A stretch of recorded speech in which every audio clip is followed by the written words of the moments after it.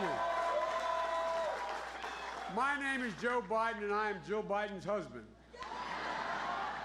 That's how I'm known back home. That's how I'm known most places. Thank you, Renice. And before I begin, what I want to do is I want to take a moment, quite frankly, to reflect on something that happened here in the state not long ago. As a matter of fact, very recently. The reflects on the anti-Semitic attack that took place this weekend in Poway Synagogue in California. 1 dead, 3 injured. But folks, we saw hate in Charlottesville. We saw it again in Pittsburgh at the Tree of Life Synagogue, the attack of the deadliest in American history on a Jewish community. And we're reminded again that we are in a battle. We are in a battle for America's soul. I really believe that. And we have to restore it. So, folks, I want to thank Rich Fitzgerald, the county executive, Allegheny County executive, for being here, and Mayor Nesby, city of Duquesne, is here as well. All right, you're here somewhere, Mayor. I got to see it. And International Firefighters General President and my friend for a long, long time.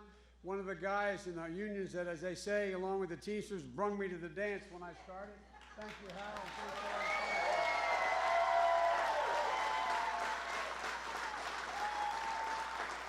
And thank you for your endorsement.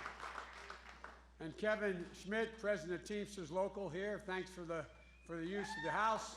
I appreciate it, the help.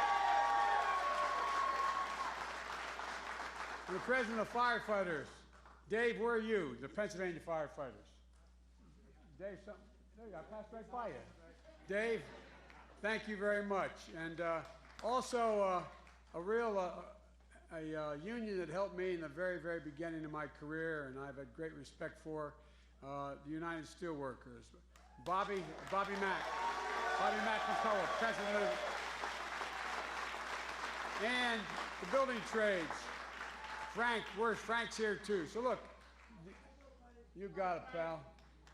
Look, the Pennsylvania Federation of Teachers, the Pennsylvania State Education Association, American Federation of Government Employees, AFGE, United Brotherhood of Carpenters, Service Employees Union, SEIU, United Food and Commercial Workers. By the way, I make no apologies. I am a union man, period. So let me tell you,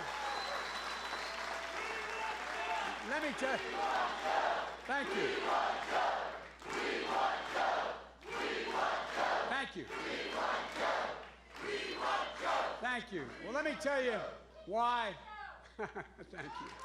Let me tell you why I chose Pittsburgh to begin this effort. I believe that Pittsburgh and my native town of Scranton and my hometown of Wilmington and Claymont, they represent the cities and towns that make up hardworking middle-class Americans who are the backbone of this nation. That's not hyperbole, the backbone of this nation.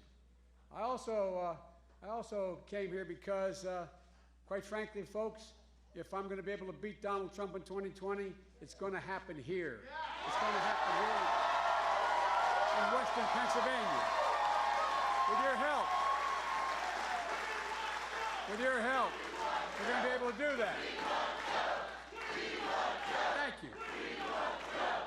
Well, with your help, I think we're going to be able to do that. We're going to be able to do it in Pennsylvania, Western Pennsylvania, Northeast Pennsylvania, places where a little lately we've had a little bit of a struggle.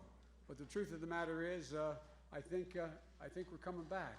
So please go to joebiden.com and sign up and join our campaign. We need your help. We need your help. And folks, there are 3 basic reasons why I'm running for President of the United States. The first is to restore the soul of the nation. And the second is to rebuild the backbone of this nation. And the third is to unify this nation. We always do better when we act as one America. Today I want to speak about the second of these 3, and that's rebuilding the backbone of America. And that is that we have time, all my time in public life, from since I've gotten involved, I've been referred to as middle-class Joe. It's not always meant as a compliment. It's usually that I'm not sophisticated. That's why I'm middle-class Joe. But the fact of the matter is, I'm awfully sophisticated about why, how, and who built this country. Let me say this simply and clearly, and I mean this. The country wasn't built by Wall Street bankers, CEOs, and hedge fund managers. It was built by you. It was built by the great American middle class. And America, the American middle class was built by unions, by you. Look, folks, you know, that's the story of America. When ordinary people from neighborhoods like yours and mine, where we grew up, go out and do extraordinary things. That's how it's happened. When I look out at this crowd, I see the folks in my neighborhood in Claymont and Wilmington and Scranton, and I'm not being solicitous, I mean it. I see people with physical courage and brains.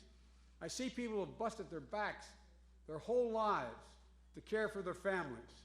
I see people like the millions of people across this nation who get up every single day, go out and work like the devil to raise their families, pay their taxes, volunteer in their communities to make this country work. I see people understand that being middle class is not a number. It's a value set.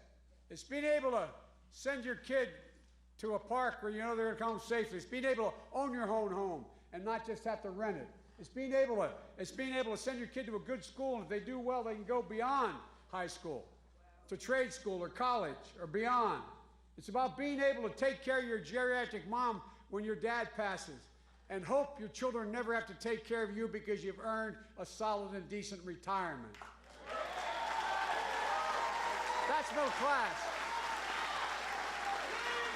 That's not asking a lot. Look, everybody knows it. The middle class is hurting. It's hurting now. 53% of the folks in America don't think their children are going to have the same standard of living they had. To the best of my knowledge, it's the first time that's happened in a long, long, long time. The stock market is roaring, but you don't feel it. There was a $2 trillion tax cut last year. Did you feel it? Did you get anything from it? Of course not. Of course not. All of it went to folks at the top and corporations that pay no taxes. The number of corporations that pay no taxes now has doubled since that tax. Look, guys, this is not good. What's happened here has happened for a lot of different reasons. But for me, one of them stands out. The basic bargain that used to exist that Democrats and Republicans used to agree to has been broken. And that is, if you contribute to the welfare of the enterprise you work for, you got to share in the benefits and the profits. If the enterprise hit hard times, everybody took a hit, up and down the line, from the secretary to the CEO. But that bargain's been broken. Now the only people benefited when a company does well are the CEOs and the shareholders, the people at the top. And the only people that get hurt when a company gets hit by hard times are workers. It's a one-way street these days. Just look around. GM. I worked like the devil to see to that GM stayed alive in the White House. Union workers, the UAW took incredible cuts in their future and their pensions and the less to get GM working, to keep it alive. The taxpayers bailed them out. They paid it back and paid it back that with interest. But what happened? Where the CEOs and the executives were the ones that did quite well. And the second they hit hard times, what'd they do? They closed plants. They announced they're going to lay off or transfer 14,000 workers. They also got that last year over $192 million in tax breaks. They could have given everyone they laid off severance pay if they had to. Could have given everyone. They did nothing. They bought back their stock, raised their benefits, raised their salaries, announced they were going to build their new truck in Mexico. Folks, no, look, I just did a rally for the United Food and Commercial Workers in Boston. 31,000 workers went on strike to protect their wages, health care benefits, and retirement benefits. Was Stop and Shop in trouble? No. Their parent company had made $2 billion the year before. $2 billion. So what'd they do?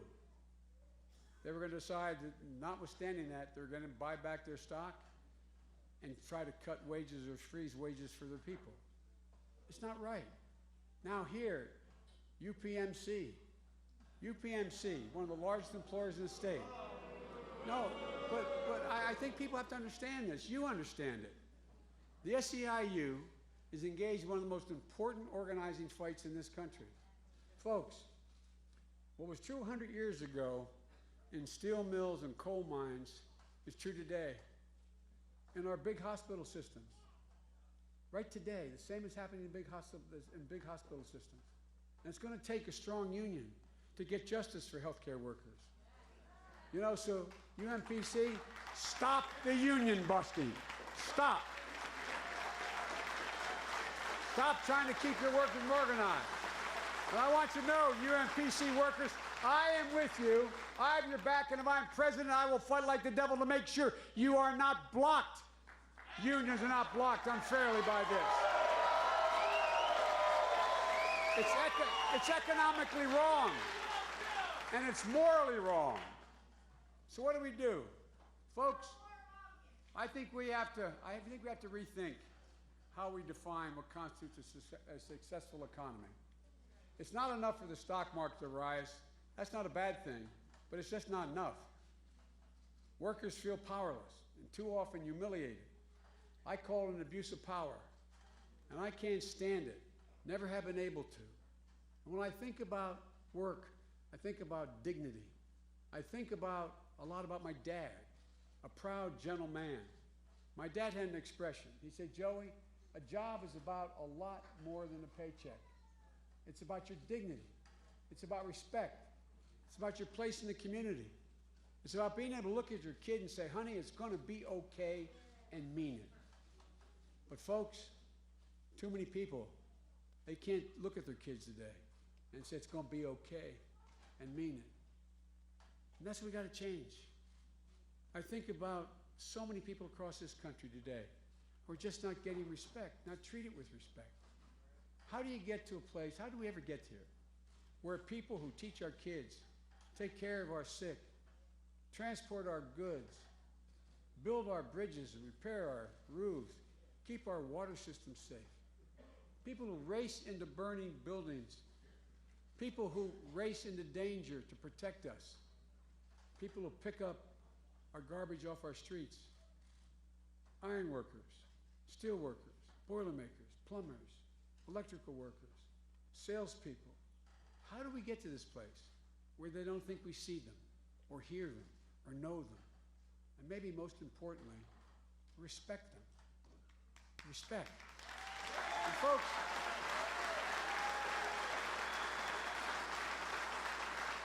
so I think the question of the day is, how did we get here? How did it happen? What are we going to do about it? All across America, communities are hurting, with too many people left out or left behind.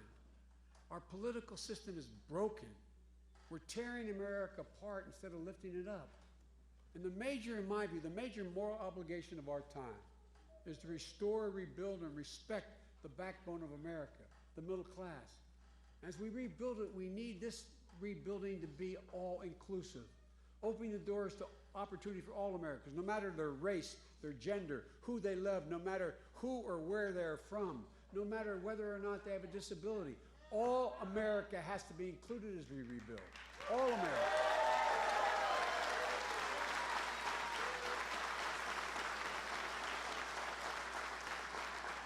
And I guarantee you, this is, remain, and will be my measure of what constitutes economic success.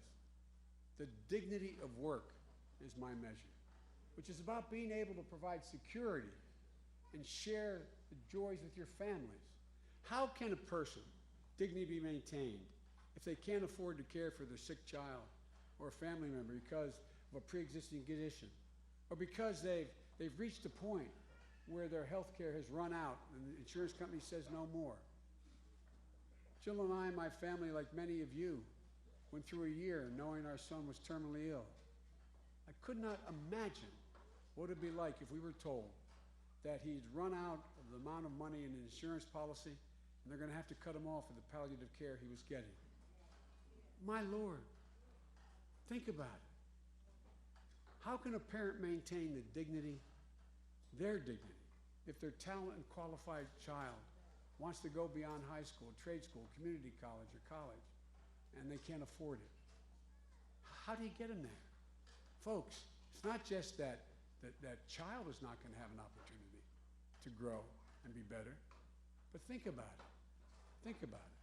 I'll never forget the day, my senior year in high school, and going down to my dad's office to borrow a car for the prom. Driving down an old car to pick up a car for the senior prom. And I asked the secretary where he was. She said, he's out in the alley there, honey, behind the office. And I walked out, my dad, who was a gentle, decent man, was pacing back and forth. It was absolutely, guarantee, a true story. I walked in, he said, Joey, I'm sorry. I'm so sorry. And I thought, my God, what happened? Did something happen to mom or my brothers or sisters before cell phones? I said, what's the matter, Dad? He said, I went to the bank, honey, today to try to borrow the money to help you get to school, but they won't lend it to me. I'm so ashamed. How many people in America today are in that situation? Hard-working, decent people, because the cost of education has skyrocketed so badly and access is so difficult. Folks, dignity. Immanuel Kant, the philosopher, said dignity, the definition of dignity, is that people should never be treated as a means to an end, but an end in themselves. That's how today's corporate culture works. CEOs in this administration see it a different way. They see workers as just a means to an end, not the end in themselves. Look at the record. They treat their employees in a way that it's only about how can they maximize their profit, not how can they maximize the circumstance for the employees who help them build the operation. They're squeezing the life out of workers. You know, when you look under the hood of the labor market, you see how tough it is for workers to negotiate. I don't have to tell you union folks that. You see how companies have become so adept at squeezing every last penny out of their payroll. How good they become at tilting the scales in their favor. But it's not only making it harder harder and harder to meet our basic needs, they're doing it across the board. Not only stripping away unions' rights to negotiate, but your personal dignity. Just take a look. They're not only going after labor and unions to try to take away and diminish the right to bargain, they're going after individuals, all to suppress their wages. Do you realize that why on earth would a sandwich worker, an hourly worker making sandwiches, have to sign a non-compete clause? Promise I will not compete with this already, because, and I know we laugh about it, but here's the deal, guys. They can't go across town to another sandwich place and get a 15-cent raise if they could. They can't even advertise themselves. They can't move because, why? All to suppress wages. All to suppress wages. You know, I've seen these agreements at least once during the career, 40% of them. It's wrong. It's immoral. And it should be made illegal in the states where they try to do it.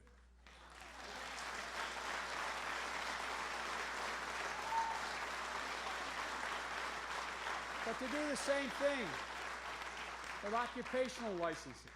Why should someone who braids hair have to get 600 hours of training?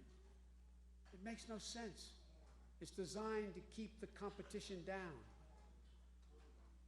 Look, folks, you can't just transfer your licenses across one state to another. They're making it harder and harder in a whole range of professions, all to keep competition down.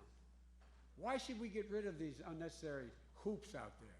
Because we have to restore America's ability and individuals Americans to be able to fight for their own dignity. You know, we should stop companies from classifying low-wage workers as managers. You see it all the time. We tried it in our administration. Why they do that? So they don't have to pay overtime. It cost more than 4 million workers last year, $1.2 billion in lost overtime pay. Reclassification. And by the way, speaking of overtime, it's well past time that the minimum wage nationally be a minimum of $15. It's well past time. It's time to start rewarding work over wealth. The first step is reverse President Trump's tax cut for the very wealthy and corporations. We need to eliminate these special tax breaks from the tax code that reward special interests. Let's get rid of capital gains loopholes for multimillionaires. Warren Buffett said it best. He should not pay a lower tax rate than his secretary pays lower. That's because of capital gains. It's wrong. I'm going to change that so millionaires and billionaires don't pay lower taxes than firefighters, teachers, and I go on and on. We need to reward work in this country, not just wealth. And then look, there's much more we need. There's much more we need to do to build a middle class. In the coming weeks, I'm going to go into a great deal more detail about this. But you've been standing too long. Look, it starts with access to affordable education so that everyone can get the skills they need. 12 years of education in the 21st century is not enough. Simple. But it's got to be affordable. 65 out of every 100 jobs today require training beyond high school. 65 out of every 100. But what? We have to make it post-secondary education. Make training affordable. Make sure employees, the economy works. Not just for the wealthy folks, not just for people who get to four-year college degrees, but those who compete for job training and trades and programs. Look, guys, we can do all this. It means being able to have a quality health care for all Americans. Affordable health care was a huge step forward, the ACA, in our country. We made historic progress by extending health care to 22 million people. Americans that didn't have it before now have it, 22 million. We have to stop this administration's effort to gut it first, and then we have to move on and finish the job and make health care a right. Health care is a right, not a privilege. We have to give everybody the peace of mind they deserve. Whether you're covering it through your employer or on your own or not, you all should have a choice to be able to buy into a public option plan for Medicare. Your choice. And if the insurance company isn't doing the right thing by you, you should have another choice. It means rebuilding America's clean, renewable energy, cleaner, safer, faster transportation, which will not only make us safer and meet our commitment to our children, but will provide millions of good-paying middle-class jobs. It means investing much more in medical research to conquer devastating diseases like cancer and addiction and Alzheimer's. We have the ability to do that. Invest in it. Look, folks, we can do all this without punishing anybody. You know, when Reagan was president, there were $800 billion in tax expenditures, meaning tax loopholes. You know what it is today? It's over $1.6 trillion. We could send everyone in America to a community college for free. 6 million folks. 6 million folks new. By doing one thing, eliminating one loophole of the $1.6 trillion, it robs the country of $17 billion a year. It's called stepped-up basis. It's a fancy way. If you get a capital gain, you're about to go cash it in. God forbid you get hit by a truck, you leave it to your child. They pay no tax. It's not an inheritance tax. It's $17 billion old 5 minutes earlier. If you eliminate that one, you could cut college cost in half, and you could, in fact, have $11 billion left to reduce the deficit. So, folks, quite frankly, only thing that stands in our way is our broken political system that's deliberately being undermined by our president to continue to abuse the power of the office. Donald Trump is the only president who's decided not to represent the whole country. The president has his base. We need a president who works for all Americans. And we can afford this. We can do this.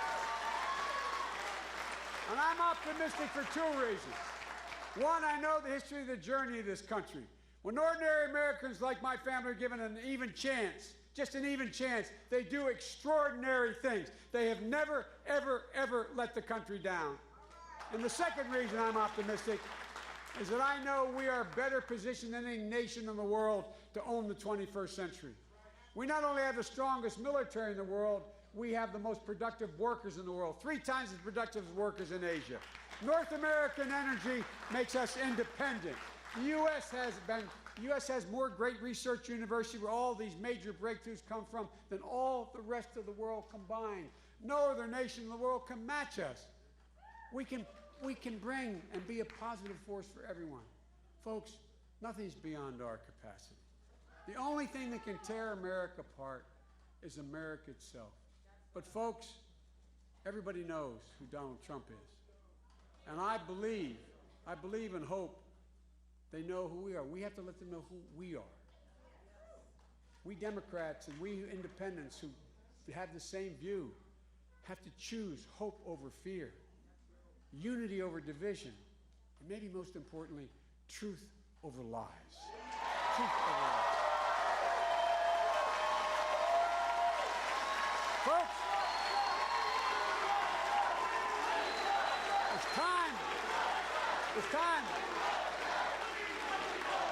it's time to pick up our heads. Remember who we are. This is the United States of America. There is not a single thing beyond our capacity. Not a single thing.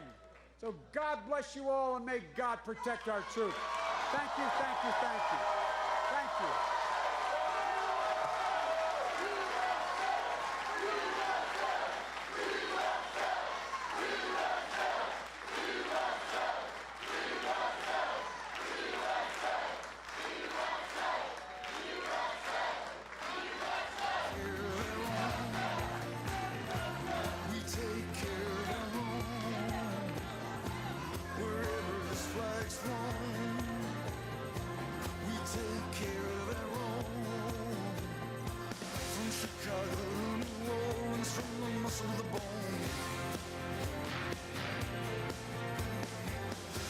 Shotgun shack to the Superdome. Rainbow Hill, the cavalry stayed home. There ain't